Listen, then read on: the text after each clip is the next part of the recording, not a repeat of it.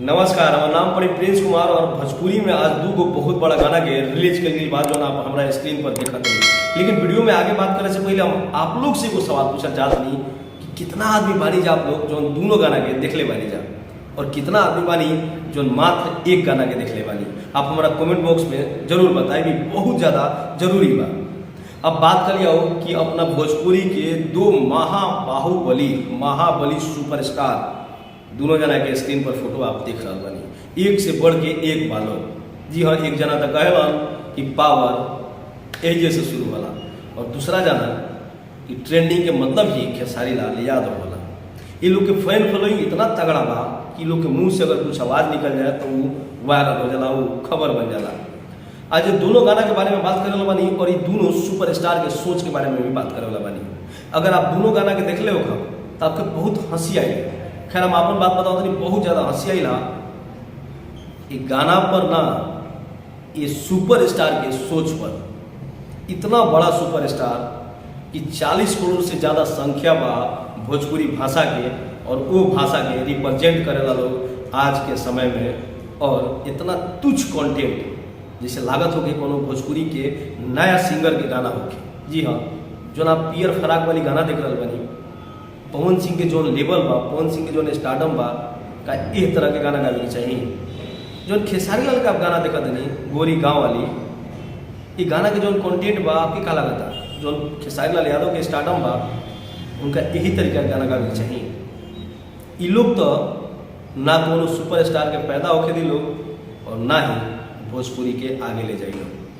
आज के समय में दोनों जना के जो ना लेवल के स्टार्डम बा हमारा नहीं लागत कि इंडिया के कोनो भी रीजनल इंडस्ट्रीज के कोनो कलाकार के इतना फैन फॉलोइंग होके। लेकिन इन लोग के मानसिकता वह तुच्छ के तुच्छ बा। लगातार पवन सिंह के गाना आ रहा भाई, वो गाना ही रहे तुम्हारे सिवा, बहुत अच्छा कंटेंट रहे, बहुत बढ़िया काम के लिए रहो गाना में। लेकिन ओकरा बाद दंवरी हुई कि कामौरी हुई, खेसारी लाल यादव के तो बातें ना करो, कैसे कि उनका पैसा के आगे तो कुछ दिखाइए ना देवेला।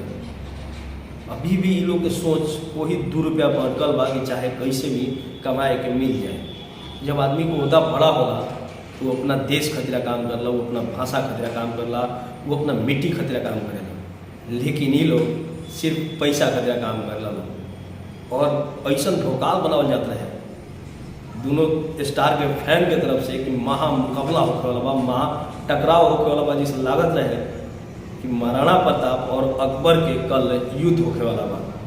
अब थोड़ा सा एक गाना के स्टेटस देख लिया, दोनों गाना के अभी करेंट टाइम में स्टेटस का बा आप हमारा साइड स्क्रीन पर देखा तनी।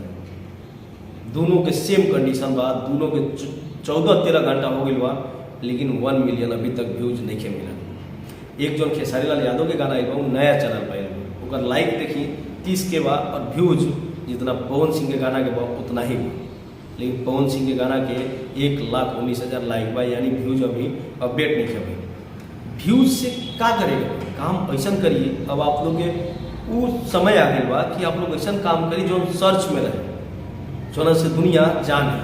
लेकिन आप लोग के तो वह कैसे भोजपुरी में नया सुपरस्टार बनिए कोई ऐसा गाना नीलकमल, रितेश पांडे, राकेश मिश्रा गावस तो समझ में आवा था। तब झूठो के अपना आपके सो कॉल्ड बहुत बड़ा सुपरस्टार कहीं नजर और आपके जितना फैन बना खेसारी भैया हई झंडा गाड़ दिलन, पवन सिंह हई झंडा गाड़ दिलन, ये झंडा गाड़े तो नया स्टार कहाँ से आई, भोजपुरी में नया कलाकार कहाँ से आई। बाकी आप लोग अपन विचार हमारा कमेंट बॉक्स में जरूर बताइए जा, ये हमारा विचार है। काहे से कि जो ना लेवल के दोनों सुपरस्टार के स्टार्डम बा वो लेवल से ये लोग काम नहीं करत, ये लोग सिर्फ पैसा बदला काम करता।